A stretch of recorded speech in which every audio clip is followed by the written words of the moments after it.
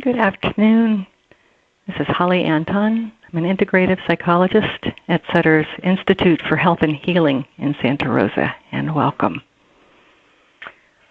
Well, the topic today is on loneliness, and I wanted to both kind of connect with everyone around this as a very common experience I think many people are having, and just give a little background and information on ways of thinking about that, and and then also a practice for helping to soothe the self during these moments. So first, take a breath, and again, kind of notice your posture here in the moment. I'll often start all of my wellness calls with a suggestion to come into the present moment and come down out of your head and notice how your body itself is feeling. That is at the sensation level. Noticing the sensation of your feet on the floor and your body supported by a chair or in some other way. And then there's the room around you, the sights and the sounds of this moment.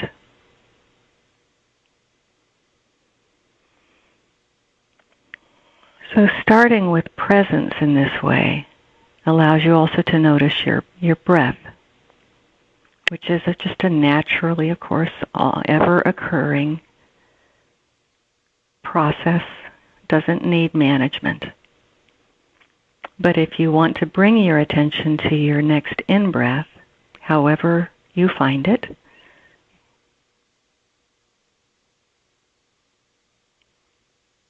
and notice the next in-breath and follow it to the end of the out-breath. And then notice somewhere down deep in the body, somewhere in the lower belly, there's an inclination for the next in-breath to begin. There's a subtle physical feeling that comes from deep in the torso at the start of the next in-breath.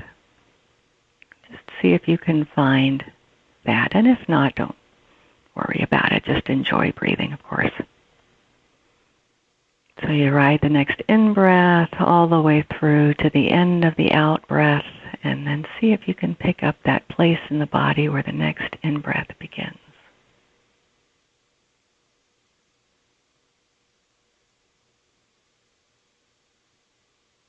And just ride a couple of full breaths this way, following them from the beginning to the end of the in-breath and the beginning of the out-breath, and then to the end of the out-breath and the beginning of the in-breath.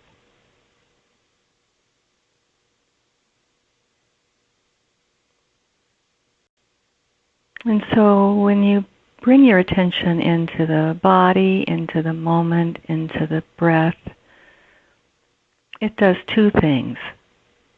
It does help the body start to slow down and feel more relaxed, which is helpful. It may also help you get your attention from your thinking mind to just this other way of being in the moment. And that's a helpful place to look at, to get curious about emotions and other kind of feeling states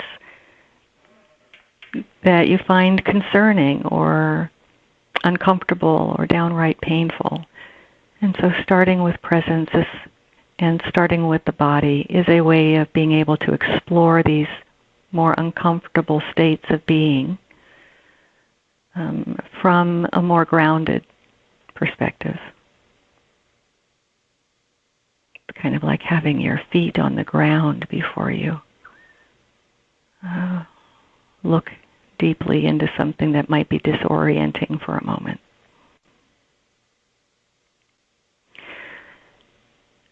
So loneliness is obviously it's a complex thing. Each of our experiences of it are unique to us, and yet there are also a lot of commonalities, and that's why we can speak of it in this general way. But your unique situation is what I will ask you to consider as I offer some information, just some perspectives to take in about this state. For one thing, this state is normal for all human beings to have at different moments, right? We know this is not a disorder in and of itself. We are social beings. Even those who are relatively independent and like being on their own a lot, who enjoy their time alone, there are still moments when you may find yourself lonely. And certainly for people who are used to having their lives very filled with lots of people activity. There are some people, they just thrive on that. It gives them energy. They enjoy talking to people at the grocery store. And they have lots of friends at work, and they stay in touch with people through the phone or through social media. Some people's houses are filled with people. Other people are living alone or living with other people who are keeping to themselves sometimes. So all of these different situations, loneliness can happen in any one of them, including being in the midst of a whole bunch of people. If that being that you're longing for isn't one of them, you can still feel loneliness even when you're surrounded by people. So with normal moments of loneliness coming and going anyway, just based on situational factors or based on sometimes in grief or loss, going through periods of grieving, loneliness is a very expected, normal part of that process. As painful as it is not unhealthy. When we're forced into isolation for one reason or another, loneliness is also common for moments. And so, of course, many of us are in a much more isolation than we may have been used to prior to the coronavirus and the necessary social distancing practices that we're all trying to do. Loneliness also happens to be when it's not an isolated moment or experience of itself, when it's not, okay, I'm missing someone because they're not here with me. I'm missing my friends. I'm feeling like the fun's going on without me. Those moments generally come and go, and in the case of just being separated from our loved ones, there are a number of things we can do about it, and many people will. So loneliness for many people is just the body's way of saying, or the heart's way of saying, time to reach out. It's time to reach out. When the loneliness is part of grief, and you're missing a particular person or a particular being, it may not occur to you to reach out to someone who you're not necessarily lonely for, but I want to encourage you to think about doing it anyway. You can ride through moments of loneliness, even in grief, and they will come and they will go, like waves. But it is also true that reaching out to others, even if you don't want to talk about the loneliness, can be a very wise way of taking care of yourself.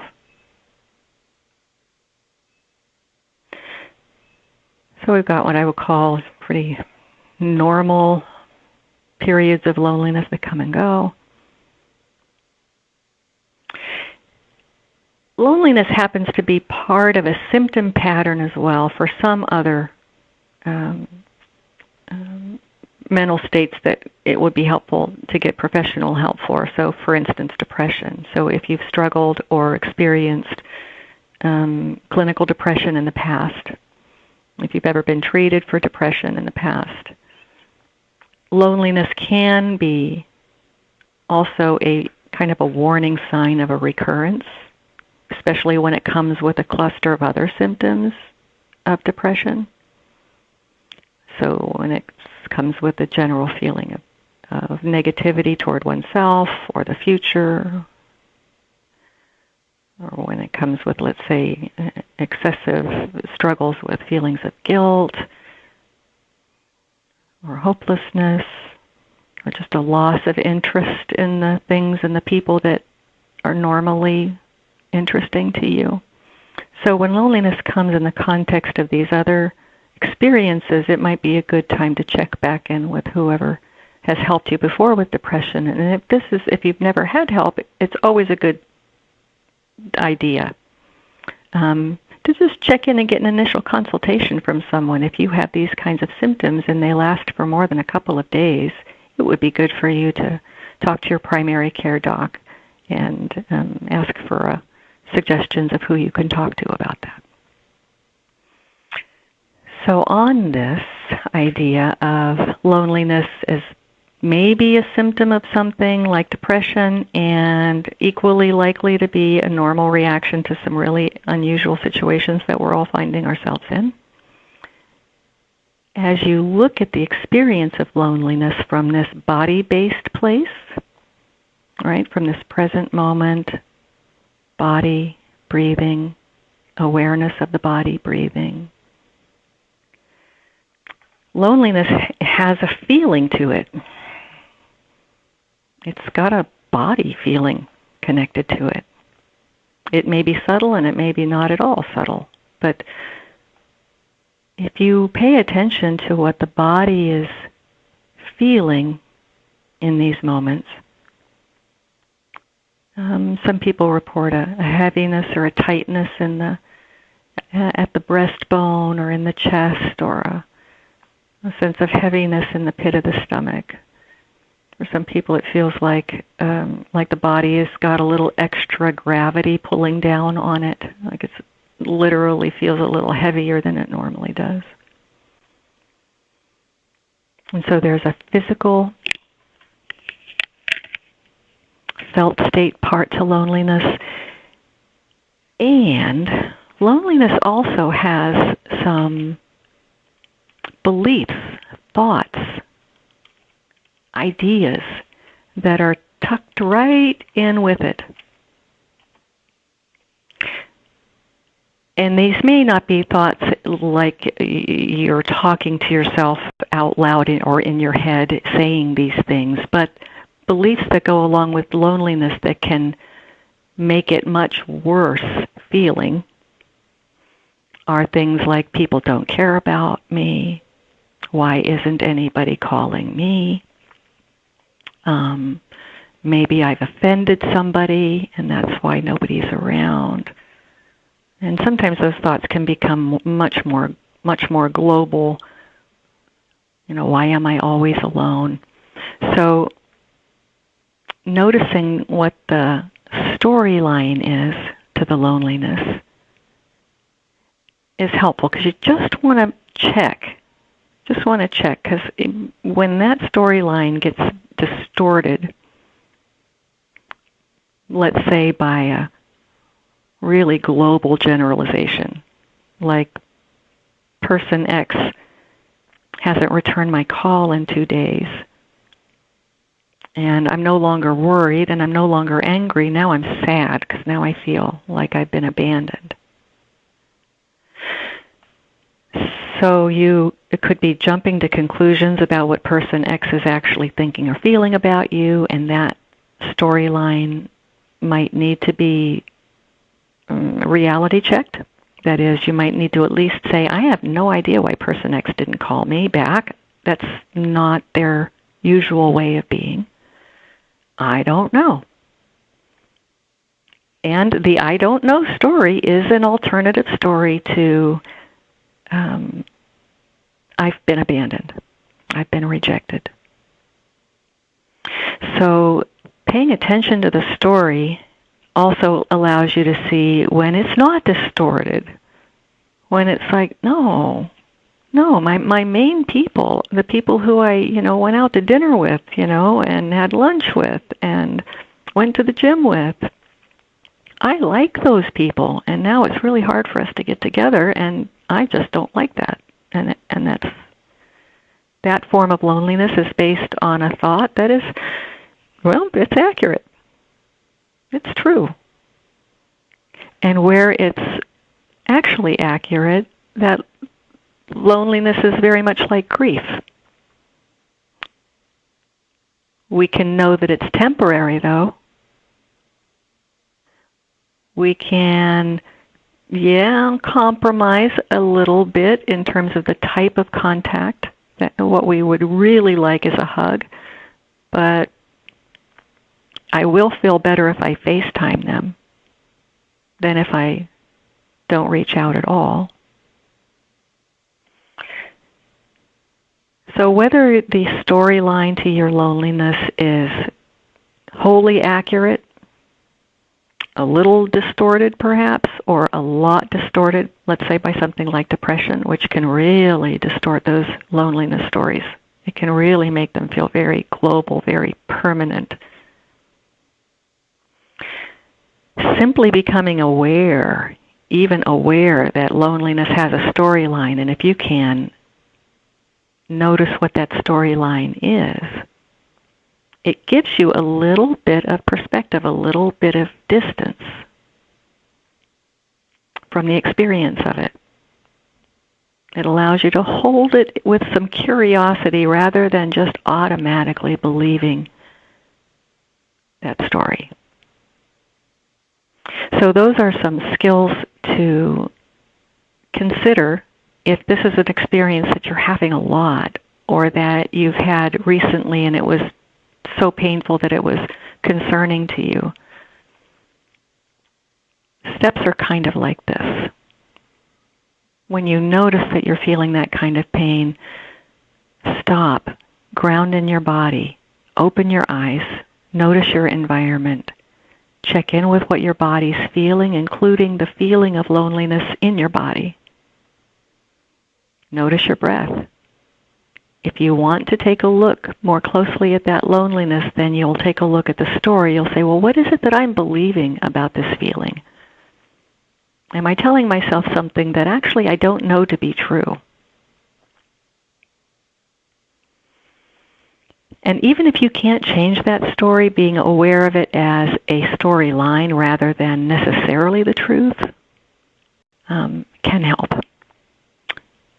Next response is if you can reach out to someone right then, even though you would like them to reach out to you, if you're suffering, give yourself the gift of being proactive with this.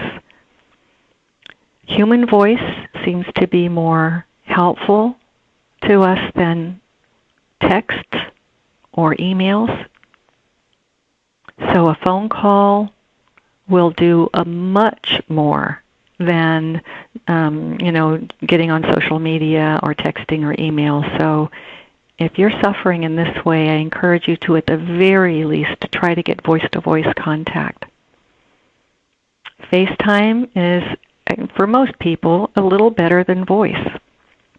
It provides that eye-to-eye, face-to-face, which can do a lot to alleviate that feeling of isolation, and it can also do a lot to clarify any misunderstandings you may have had about why that person hasn't been in contact sooner.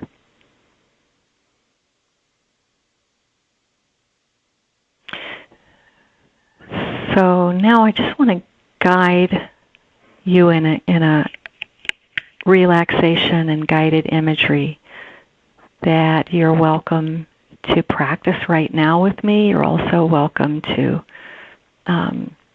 remember it and use it again if you run into this later.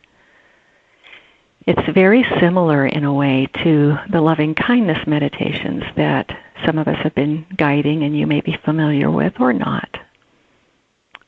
But we'll start first with coming back into the body and your experience of the sensation of loneliness, if that is true for you right now.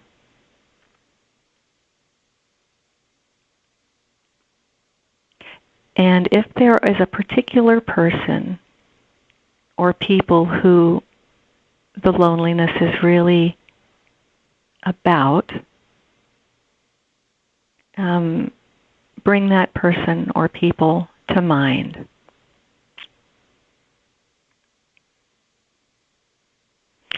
If the loneliness is more general and it is just how you're feeling, even though you're around people, and then I'll ask you to still bring into mind someone who you have felt close with in the past, who is still living. And so with this live person in mind, and your awareness is still here present in the body, and your mind is focused on the image of this person, I'd like you to use your imagination and also whatever deductive reasoning you have, and see if you can picture where they might be. So no, you don't necessarily know, and we're just making this up, and that's okay. But we're making this up based on what you know about that person, what you think, or what you want to believe.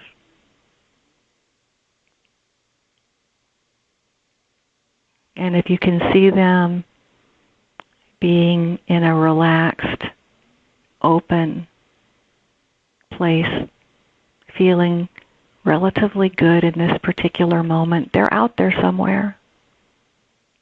See if you can tune in and experience them being in a peaceful, content moment somewhere.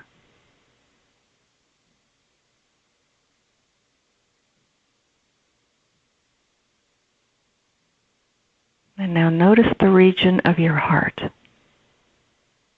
Keep them in mind.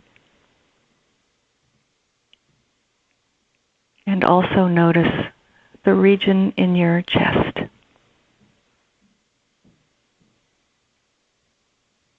So if you can imagine that love or caring or concern is an experience that you sometimes have in your chest, maybe you can feel that now as you bring this person to mind, or this group of people. Extending love toward them as though you are beaming it right out of your body itself, sending it through the airwaves. And that person or those people, they really are existing right now somewhere. And let's just imagine for a moment that whether they know it or not, they can receive this from you, and you are connected. You actually are connected in truth, or you wouldn't be missing them. You wouldn't be lonely for them. So take advantage of that connection to extend warmth toward them, a warm feeling, a feeling of caring, compassion, of concern for them. I know this can be hard to do when you're feeling like you would like to have that being sent back to you, and I agree, and yet I would ask you to just try this out. And you can find any being. It can be also not necessarily a person. So some people are very lonely for a four-legged furry creature or some other kind of being. It doesn't have to be human. It just has to be a being that you wish was here with you. They are alive.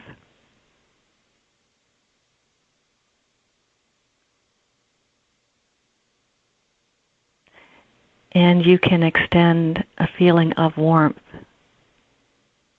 toward them. Just a well-wishing for their happiness, for their peacefulness, for their well-being.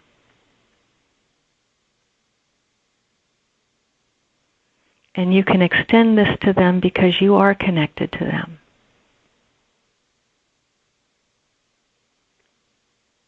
And now imagine them extending this back to you. The look in their eyes,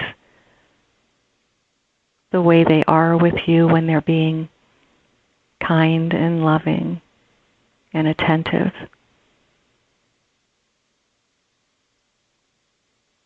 The last time perhaps that you were able to spend good time together.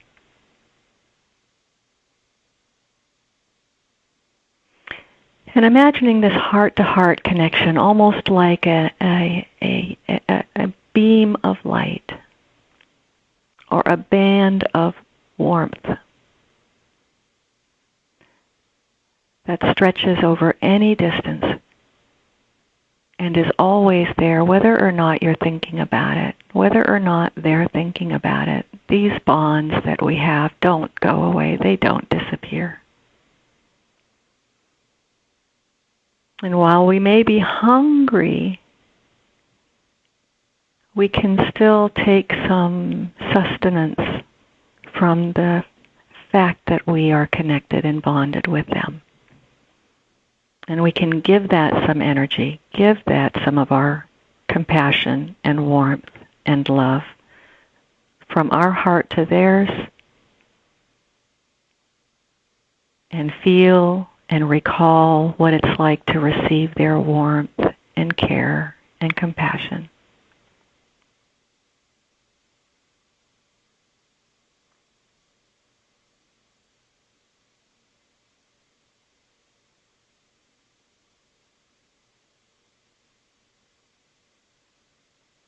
And so extending and receiving warmth, kindness, feeling that bond that links you and this other being as a here and now mindfulness activity, as a right now thing to do. An in the moment practice that's connected to your body as it really exists, as you really feel it right now, this very body, this very moment, this very heart, connected to that very being right now. And the mutual exchange of warmth and bondedness, noticing that it exists whether or not we can be in each other's presence or not. Thank goodness those bonds don't seem to ever stop. And for those who are having to think of someone else to connect with because the person you miss is not still here in bodily form, you can do this same practice with your loved one who's no longer in bodily form. Nothing wrong with that. And I encourage you, in addition to that, to also think of another person who is living somewhere, who cares about you and who you care about. So it's just a slight modification if the loneliness you're suffering from is from grief. Connect with that loved one that is no longer with us in form, and also connect with someone who is.